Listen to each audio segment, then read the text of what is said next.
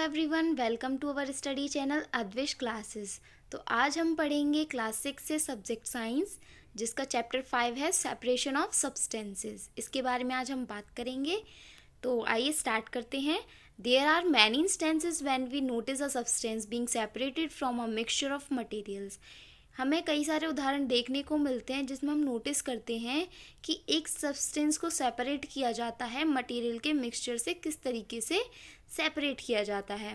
T leaves are separated from the liquid with a strainer while preparing tea. Tea बनाने के बाद क्या होता है, हम टी से टी लीव्स यानी चाय से चाय की पत्तियों को सेपरेट कैसे करते हैं, अलग कैसे करते हैं? स्ट्रेनर की हेल्प से, चलनी की हेल्प से। Grain is separated from stocks while harvesting. और हार्वेस्टिंग के बाद क्या होता है, जो स्टॉक्स हैं यानी कि अनाज के जो पौधे होते हैं या डंठल होते हैं, उनसे हम अनाज अलग करते हैं। मिल्क और curd is churn to separate the butter. और मिल्क और दही यानी दूध और दही को मथा जाता है बटर को अलग करने के लिए। As we learn in chapter 3, जैसे कि हमने चैप्टर 3 में पढ़ा था, we gin cotton to separate its seeds from the fibre. हम क्या करते हैं, कॉटन को गिनिंग करते हैं। गिनिंग प्रोसेस से क्या करते हैं, कॉटन को उसके सीड से सेपरेट करते हैं। किस में से? फाइबर में से। Perhaps you might have eaten salted daliya और पोहा। क्या होता होगा कि आप सॉल्टेड दलिया या पोहा जब खाते हैं, if you found that it had chillies in it. और जब आपको पता पड़ता है कि उसमें क्या है, आपको मिर्ची दिखाई देती हैं, you may have carefully taken them out before eating. तो आप क्या करते हो, केयरफुली उन्हें खाने से पहले ही निकाल देते हो। Suppose you are given a basket containing mangoes and guavas and asked to separate them. अब क्या किया जाता है, सपोज कीजिए आपको एक बास्केट दी जाती है जिसमें क्या है, मैंगोज और गुआवाज रखे हुए हैं, और आपसे कहा जाए कि उनको क्या करना है, अलग अलग करना है। What would you do? तो आप क्या करोगे, pick out one kind and place them in a separate container. तो आप क्या करेंगे, एक तरीके के फ्रूट को निकालेंगे और उनको दूसरे कंटेनर में रख देंगे। राइट, ऐसा ही करेंगे ना? हाँ, सीम्स इजी। तो ये क्या लगता है, हमें इजी दिखता है। But what if the materials we want to separate are much smaller than mango और गुआवा। लेकिन तब क्या होगा, जब जो हम किसी भी मटेरियल को सेपरेट करना चाहते हैं वो साइज़ में गुआवा और मैंगो से बहुत छोटे हों, बहुत ज़्यादा छोटे हों। Imagine you are given a glass of sand and sand with salt mixed in it. Imagine कीजिए कि आपको एक ग्लास में सैंड और उसमें क्या मिला के, बालू और उसमें नमक मिला के दे दिया जाए। Impossible even to think of separating salt from this mixture by picking out grains of sand by hand. ये क्या है, इम्पॉसिबल है, बिल्कुल नामुमकिन है कि हम सोचें भी सॉल्ट को किस में से अलग करने की। जो बालू के दाने हैं उनको हाथों से अलग अलग करके सॉल्ट को अलग करने की अगर सोचते भी हैं तो वो भी क्या है, नामुमकिन है, हम ऐसा नहीं कर पाएंगे। तो आइए अब देखते हैं एक्टिविटी 1 में। In column 1 of table 5.1 are given a few processes of separation. हमारे जो टेबल 5.1 हमको दे रखी है, इसमें कुछ कॉलम 1 में क्या दे रखी है, कुछ सेपरेशन की प्रोसेस दे रखी हैं। ठीक है, the process of separation and the way separated components are used is mentioned in column 2 and column 3 respectively. और जो पर्पज़ है, सेपरेशन का पर्पज़ है, वो तो कॉलम 2 में दे रखा है। और जो वे सेपरेटेड कंपोनेंट्स आर यूज्ड, और जो सेपरेटेड कंपोनेंट्स हैं यानी कि जिनको हमने अलग किया है उनका क्या यूज़ होता है, वो कॉलम 3 में दे रखा है। However the information given in column 2 and 3 is jumbled up. लेकिन क्या किया गया है, जो कॉलम 2 और कॉलम 3 में इंफॉर्मेशन दी गई है उनको ऊपर नीचे कर दिया है, यानी कि आंसर्स ठीक ठीक नहीं दे रखे हैं, सामने सामने नहीं दे रखे हैं। Can you match each process with its process and the way separated components are used? तो क्या आप इनको मैच कर सकते हैं? तो आइए इनको मैच करते हैं। तो आइए देखते हैं सबसे पहले हम कॉलम 1 जिसमें दे रखा है सेपरेशन प्रोसेस, यानी कि हम किसी भी मिक्सचर को अलग अलग कर रहे हैं तो उसका प्रोसेस क्या है। तो इसमें सबसे पहले दे रखा है separate stone from rice. Stones को क्या करना है, राइस में से अलग, यानी कि चावल में से कंकड़ को हम अलग करते हैं। अब दूसरे कॉलम में बोला गया है purpose for which we do the separation. लेकिन हमें चावल में से कंकड़ निकालने की ज़रूरत ही क्यों है, क्या ज़रूरत पड़ रही है कि हमें ये सेपरेशन करना पड़ रहा है? तो इसका आंसर क्या होगा, टू रिमूव इम्प्योरिटीज़ और हार्मफुल कंपोनेंट्स। जो इम्प्योरिटीज़ हैं यानी कि जो उसमें इम्प्योरिटीज़ मिली हुई हैं या फिर हानिकारक कंपोनेंट्स जो मिले हुए हैं, ऐसे कंकड़ को हम खाएंगे तो हम बीमार हो जाएंगे, हमारी तबीयत खराब हो जाएगी, और कंकड़ हमारी सेहत के लिए बिल्कुल भी सही नहीं है, हानिकारक है हमारे लिए। तो इनको अलग करना ही ठीक है, इसलिए हम क्या करते हैं, इनको अलग करते हैं। लेकिन अब जो हम कंकड़ अलग करते हैं, कॉलम 3 में क्या है, what do we do with the separated components. और जो कंकड़ हम चावल से अलग करते हैं, अब उन कंकड़ का क्या करते हैं, उन कंकड़ का क्या करते हैं, we throw away the impurities. हम उन कंकड़ को फेंक देते हैं, वो इम्प्योरिटीज़ हैं उनको हम फेंक देते हैं। इसके बाद आता है सेपरेशन प्रोसेस में second, churning milk to obtain butter. हम क्या करते हैं, मिल्क को बटर मथते हैं जिससे हमें बटर मिलता है, ठीक है, दूध को मथते हैं जिससे हमें बटर मिलता है। लेकिन अब सेपरेशन करते क्यों है, क्यों मथते हैं हम मिल्क को जिससे कि हमें बटर चाहिए, तो क्यों चाहिए, to separate two different but useful components. तो हमें क्या हम मिल्क को और बटर को अलग अलग क्यों करते हैं, इसलिए करते हैं क्योंकि हमें दो यूज़फुल कंपोनेंट्स, हम बटर को भी यूज़ करते हैं, मिल्क को भी यूज़ करते हैं, तो हमें दो यूज़फुल कंपोनेंट्स मिल जाते हैं, ठीक है। तो ये सेपरेशन का पर्पज़ हो गया। अब जो बटर है और जो मिल्क है, दोनों को हमने अलग अलग किया, तो अब इनसे हम करते क्या है, जो कंपोनेंट हमने अलग अलग किए, तो अब इनका यूज़ क्या है, तो हम क्या करते हैं, इन दोनों ही चीज़ों को यूज़ करते हैं। We use both the components, हम इनमें से किसी को फेंकते नहीं हैं, हमारे लिए दोनों ही कंपोनेंट्स क्या हैं, यूज़फुल हैं, इसलिए हम दोनों को ही यूज़ करते हैं। थर्ड पर आते हैं सेपरेट टी लीव्स। अब हम चाय में से चाय पत्तियों को अलग करते हैं, चाय पत्ती को अलग करते हैं, तो चाय पत्ती अलग करने का पर्पज़ क्या है, हम चाय पत्ती के साथ पी सकते हैं, नहीं पी सकते, तो to remove non useful components. अब चाय पत्ती से जितना भी मटेरियल हमें चाहिए था, चाय ने ऑलरेडी एब्जॉर्व कर लिया बनते टाइम, अब चाय पत्ती क्या बेकार है, यानी कि जो नॉन यूजफुल कंपोनेंट्स हैं उनको अलग करने के लिए हम सेपरेशन करते हैं। अब जो सेपरेशन के बाद चाय पत्ती बची, उसका हम क्या करते हैं, तो we throw away the solid component. तो हम जो सॉलिड कंपोनेंट है, चाय की पत्ती कैसी हमारी सॉलिड कंपोनेंट है, तो उसको हम क्या कर देते हैं, फेंक देते हैं, ठीक। आते हैं आगे, we see that before we use a substance. हमने क्या देखा कि जब भी हम कोई सब्सटेंस यूज़ करते हैं, उससे पहले we need to separate harmful और non useful substances that may be mixed with इट। हमको क्या करना चाहिए, हमको हार्मफुल सब्सटेंसेस या नॉन यूजफुल सब्सटेंसेस जो उस सब मिक्सचर में मिले हुए होते हैं, उनको क्या कर देना चाहिए, अलग कर देना चाहिए। Sometimes we separate even useful components if we need to use them separately. और कभी कभी हम क्या करते हैं, हम उन यूज़फुल कंपोनेंट्स को भी अलग कर देते हैं क्योंकि हमें उन्हें अलग अलग यूज़ करना होता है। जैसे हमने देखा था कि मिल्क और बटर को हम अलग अलग यूज़ करते हैं, तो हमने मिल्क से बटर को अलग किया था। The substances to be separated may be particles of different sizes और मटेरियल्स। हो सकता है जो सब्सटेंसेस हैं वो सेपरेट जो हो रहे हैं, जो सब्सटेंसेस वो क्या हो सकते हैं, अलग अलग साइज़ के हो सकते हैं या अलग अलग मटेरियल के हो सकते हैं। जैसे हमने देखा था कि जो राइस है और जो कंकड़ है, तो उसमें कंकड़ छोटे साइज़ के भी हो सकते हैं, बड़े साइज़ के, और राइस का साइज़ अलग होता है, और दोनों ही अलग मटेरियल के होते हैं। राइस अलग मटेरियल का है, ठीक है, वो खाने योग्य चीज़ है, और जबकि जो कंकड़ है वो खाने योग्य चीज़ नहीं है। दीज में भी सॉलिड, लिक्विड और इवन गैसेस। ये क्या हो सकते हैं, ये सॉलिड, लिक्विड और गैसेस तीनों ही हो सकते हैं। So, how do we separate substances mixed together if they have so many different properties?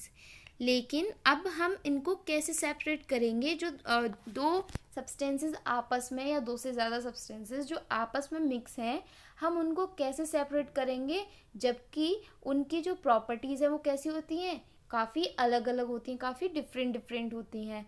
तो अब यहाँ पर हम क्या पढ़ेंगे, मेथड्स ऑफ सेपरेशन की, सेपरेशन किस तरीके से होगा। We will discuss some simple methods of separating substances that are mixed together. हम यहाँ पर कुछ simple methods के बारे में पढ़ेंगे जो क्या है, जो मिक्स सब्सटेंसेस हैं आपस में उनको अलग करने के। You may come across some of these methods being used in day-to-day activities. इनमें से कुछ methods तो आप अपनी डेली की लाइफ में, डेली जो एक्टिविटीज़ होती हैं उनमें यूज़ भी करते होंगे या देखते भी होंगे, ठीक है। पहली जो मेथड है, पहला मेथड है वो है hand picking.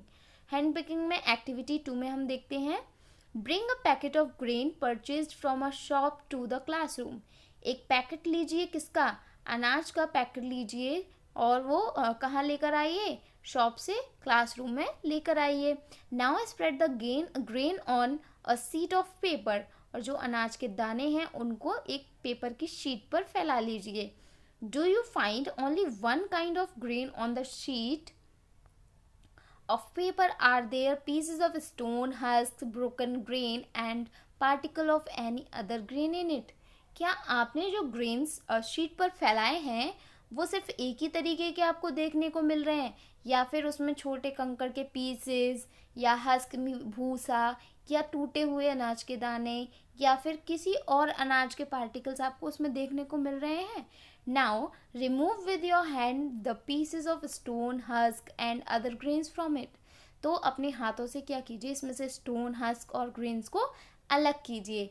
This method of hand picking can be used for separating slightly larger sized impurities like the pieces of dirt, stone and husk from wheat, rice और pulses.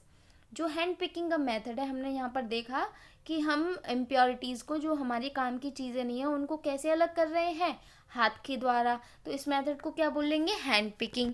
और ये हैंड पिकिंग जो है किस लिए कैसे यूज़ होता है, जो हमारी इम्प्योरिटीज़ हैं वो स्लाइटली क्या होती है, बड़ी, मतलब थोड़ी सी बड़ी साइज़ की होती हैं, जिन्हें हम आराम से हाथ से निकाल सकते हैं।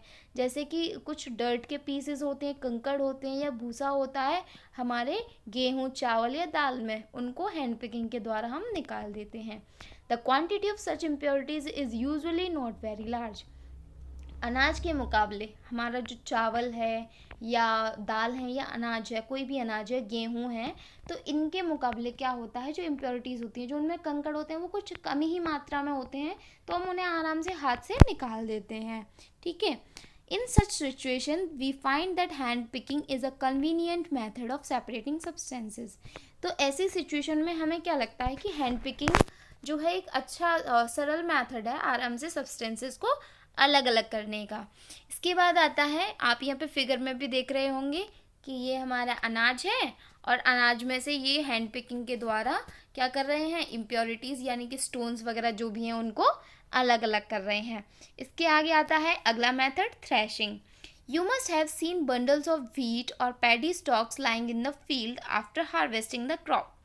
क्रॉप की हार्वेस्टिंग के बाद क्या होता है कि हमने देखा होगा जो गेहूं के या पैडी के बंडल्स डले हुए होते हैं फील्ड में, ऐसे ही बंधे हुए बंडल्स डले हुए होते हैं। Stalks are dried in the sun before the grain is separated from them.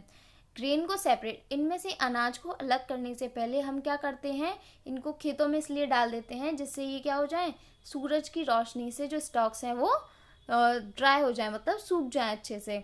Each stalk has many grain seeds attached to it.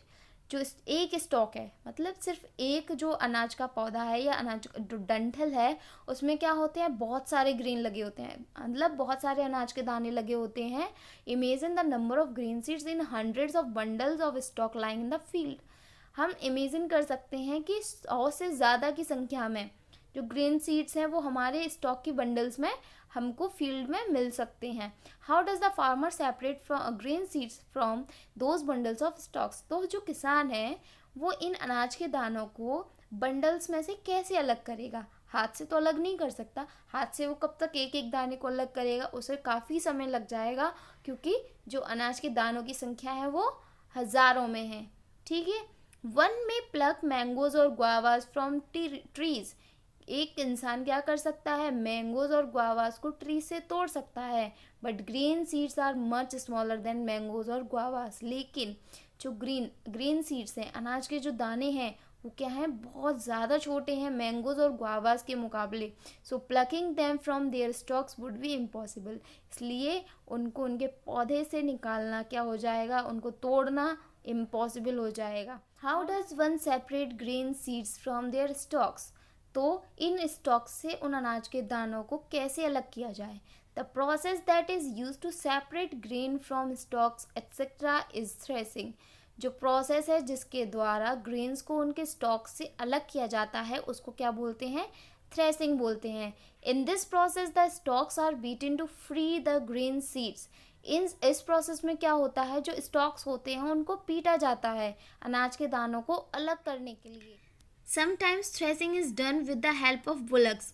कभी कभी क्या होता है कि जो थ्रेशिंग है वो किसकी हेल्प से की जाती है, बैलों की हेल्प से की जाती है। Machines are also used to thresh large quantities of grains. जब ग्रेन्स की मात्रा बहुत ज़्यादा क्वांटिटी में होती है तो इनके लिए मशीन्स का भी यूज़ किया जाता है। आप यहाँ पर देख रहे होंगे फिगर में कि ये एक सॉलिड सरफेस है जिस पर क्या किया जा रहा है, अनाज के पौधों को पीटा जा रहा है, जिससे जो अनाज के दाने हैं वो फ्री हो रहे हैं, अलग गिर रहे हैं निकल। अब आते हैं अगले मेथड पर, विनोइंग। विनोइंग में देखेंगे activity 3, make a mixture of dry sand with sawdust और पाउडर ड्राई लीव्स। एक मिक्सचर बनाइए जिसमें ड्राई सैंड को या तो सॉडस्ट के साथ, यानी कि जो बालू है उसको लकड़ी के बुरादे के साथ मिक्स कीजिए, या फिर जो बालू है उसको जो पाउडर, सूखी पत्तियों का पाउडर है उसके साथ मिक्स कीजिए। ठीक है। Keep the mixture on a plate और अ न्यूज़पेपर। जो मिक्सचर है उसको क्या कर लीजिए, प्लेट या न्यूज़पेपर में रख लीजिए। Look at this mixture carefully. अब इस मिक्सचर को ध्यान से देखिए। Can the two different components be made out easily. क्या हम दोनों डिफरेंट कंपोनेंट्स जो मिले हुए हैं इनको अलग अलग कर सकते हैं आसानी से। Are the sizes of particles of the two different components similar. जो साइजेस हैं पार्टिकल्स के, क्या वो सिमिलर हैं, जो दोनों कंपोनेंट्स हैं उनके साइजेस के सिमिलर हैं। Would it be possible to separate the components by hand picking. क्या हम जो कंपोनेंट्स हैं जो हमने मिलाए हैं इनको सेपरेट कर सकते हैं हैंड पिकिंग के प्रोसेस से? तो बिल्कुल नहीं कर सकते। Now take your mixture to an open ground and stand on a raised platform. क्या कीजिए, आप अपने मिक्सचर को लीजिए और एक ओपन ग्राउंड, खुले मैदान में जाइए और एक ऊंचे से प्लेटफॉर्म पे खड़े हो जाइए। Put the mixture in a plate और शीट ऑफ पेपर। अब क्या कीजिए, इस मिक्सचर को या तो प्लेट या किसी पेपर की शीट पर पुट कर दीजिए, मतलब डाल दीजिए। होल्ड द प्लेट और sheet of paper containing the mixture. और उस प्लेट को या उस पेपर कंटेनिंग मिक्सचर को क्या करना है, होल्ड कीजिए, पकड़िए एट योर शोल्डर हाइट, अपने कंधे की हाइट पर इस तरीके से पकड़िए। टिल्ट इट स्लाइटली, अब उसको थोड़ा सा टेढ़ा कीजिए, so that the mixture slides out slowly. तो जिससे क्या हो, जो मिक्सचर है वो धीरे धीरे नीचे गिरे। What happens to both the components sand and sawdust और powder leaves fall at the same place. तो क्या होगा, क्या दोनों ही कंपोनेंट जो सैंड है और जो सॉडस्ट है या फिर पाउडर लीव्स हैं वो एक ही जगह पर गिरेंगी? नहीं गिरेंगी। Is there a component that blows away. क्या यहाँ पर कोई ऐसा कंपोनेंट है जो उड़ सकता है? Did the wind manage to separate the two components. क्या हमारी हवा हेल्प कर सकती है या मैनेज कर सकती है दो कंपोनेंट्स को सेपरेट अलग अलग करने में? तो देखिए, सैंड के पार्टिकल्स जो है वो लकड़ी के बुरादे के मुकाबले क्या होंगे, ज़्यादा वजन के होंगे। ठीक है, तो क्या होगा, जो सैंड के पार्टिकल्स हैं वो तो नीचे गिर जाएंगे, बिल्कुल सेम उसी जगह नीचे गिरेंगे। लेकिन जो लकड़ी का बुरादा है या सूखी पत्तियों का पाउडर है वो क्या है, बहुत हल्का होता है और वो हवा के साथ क्या कर सकता है, उड़ सकता है। तो वो जो लकड़ी का बुरादा है या सूखी पत्तियों का पाउडर वो क्या होगा, हवा के साथ अलग उड़ जाएगा, जिससे ये दोनों जो मिक्सचर है, दोनों जो कंपोनेंट्स मिले हुए हैं वो क्या हो जाएंगे, अलग अलग हो जाएंगे। This method of separating components of a mixture is called winnowing. तो इस तरीके के जो कंपोनेंट्स को सेपरेट करने वाला जो मेथड है उसको क्या बोलेंगे, winnowing. Winnowing is used to separate heavier and lighter components. जो विनोइंग है वो क्या किसके लिए यूज़ होता है, हैवियर और लाइटर, यानी कि भारी और हल्के कंपोनेंट्स को अलग अलग करने के लिए यूज़ होता है। Of a mixture by wind और बाय ब्लोइंग एयर। एक मिक्सचर का हैवियर कंपोनेंट और जो लाइटर कंपोनेंट है उनको अलग अलग करने के लिए यूज़ होता है, और वो भी किसकी हेल्प से, या तो हवा की हेल्प से, अगर हवा नहीं है तो ब्लोइंग एयर, यानी कि जो आर्टिफिशियल हवा होती है, यानी कि हवा को अपनी तरफ से लगाकर कर सकते हैं हम सेपरेट। ठीक है, इसके बाद आता है, this method is commonly used by farmers to separate lighter husk particles from heavier seeds of grain. इस मेथड का कॉमनली कौन यूज़ करते हैं, फार्मर्स यूज़ करते हैं। लाइटर हस्क यानी कि जो भूसे के पार्टिकल्स होते हैं, जो क्या होते हैं, हैवियर सीड्स, अनाज के दाने तो भारी होते हैं, उनमें जो हल्के हस्क पार्टिकल्स या कुछ और भी जो मिले हुए पदार्थ होते हैं जो हल्के होते हैं वो सब क्या होते हैं, उड़ जाते हैं। तो इस मेथड का यूज़ कॉमनली कौन करता है, फार्मर्स करता है अपने ग्रेन से हस्क के पार्टिकल्स को अलग करने के लिए। The husk particles are carried away by the wind, जो हस्क पार्टिकल हैं वो हवा की हेल्प से क्या हो जाते हैं, उड़ जाते हैं। The seeds of grain get separated and form a heap near the platform for winnowing, और जो सीड्स ऑफ ग्रेन है यानी कि जो अनाज के दाने हैं वो क्या हो जाते हैं, अलग हो जाते हैं, सेपरेट हो जाते हैं, and form a heap near the platform of winnowing. और जो विनोइंग की जगह होती है जहाँ पर हमने विनोइंग का प्रोसेस स्टार्ट किया था उस प्लेटफॉर्म के पास ही क्या बना लेते हैं, एक ऊंचा सा ढेर बना लेते हैं। The separated husk is used for many purpose such as fodder for cattles, और जो सेपरेटेड हस्क होता है वो बहुत सारे पर्पज़ के लिए यूज़ होता है, जैसे कि कैटल्स के खाने के लिए। इसके बाद आते हैं अगला मेथड, सीविंग। सीविंग में क्या होता है, sometimes we may wish to prepare a dish with flour, कभी क्या होता है कि हमें कोई डिश बनानी होती है आटे से। We need to remove impurities and bran that may be present in it, तो हम क्या करते हैं उसमें जो भी इम्प्योरिटीज़ होती हैं या ब्रान प्रेजेंट होती है, व्हाट डू वी डू, हम उसका क्या करते हैं, उनको रिमूव करने के लिए तो हम क्या करते हैं, we use a sieve and the pour the flour in it, हम एक चलनी का प्रयोग करते हैं और उसमें से क्या करते हैं, आटे को छानते हैं। Sieving allows the fine flour particles to pass through the holes of the sieve while the bigger impurities remain on the सीव।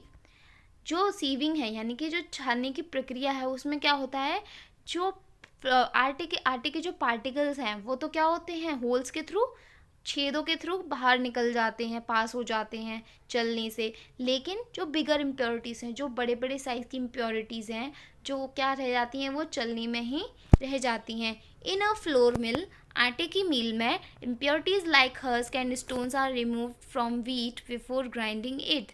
क्या होता है, इम्प्योरिटीज़ जैसे हस्क और स्टोन हैं उनको रिमूव करने के लिए ग्राइंडिंग से पहले उनको क्या किया जाता है, रिमूव किया जाता है, पीसने से पहले उनको रिमूव किया जाता है। Usually a bag full of wheat is poured on a slanting sieve. क्या होता है कि स्लैंटिंग सीव, एक स्लैंटिंग सीव होती है, मतलब तिरछी एक चलनी रख दी जाती है, उसमें से एक पूरा बैग फुल व्हीट को क्या किया जाता है, छाना जाता है। The sieving removes pieces of stones, stalk and husk that may still remain while with wheat after threshing and winnowing.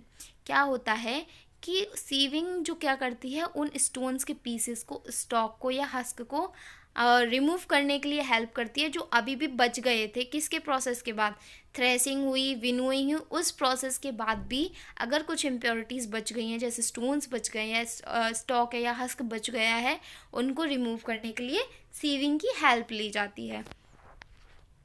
You may also notice similar sieves being used at construction sites to separate pebbles and stones from the sand. क्या होता है कि इसी तरीके की sieving हमने कहाँ notice की होगी, कंस्ट्रक्शन साइट्स पर, जहाँ पर बिल्डिंग्स बनती हैं वहाँ पर हमने क्या देखा होगा कि स्टोन्स और पैवल्स को सेपरेट करने के लिए, बालू में से कंकड़ पत्थर निकालने के लिए क्या करते हैं, देखिए ये फिगर दिख रहा है, इसमें इस तरीके से एक चलना है, इसको क्या करते हैं, टेढ़ा करके रखते हैं और उसमें से बालू को छानते हैं। तो बालू के पार्टिकल्स जो स्मॉलर साइज़ के पार्टिकल्स होते हैं वो क्या हो जाते हैं, निकल जाते हैं, जबकि कंकड़ पत्थर बड़े बड़े साइज़ के होते हैं तो वो चलनी में ही रह जाते हैं। इस तरीके से हम इनको अलग अलग कर लेते हैं। तो आज की वीडियो में बस इतना ही, इसके आगे के पार्ट को हम कवर करेंगे नेक्स्ट वीडियो में। तो अगर आपको यहाँ तक का वीडियो अच्छा लगा हो तो लाइक, सब्सक्राइब, शेयर ज़रूर करना। Thank you for watching.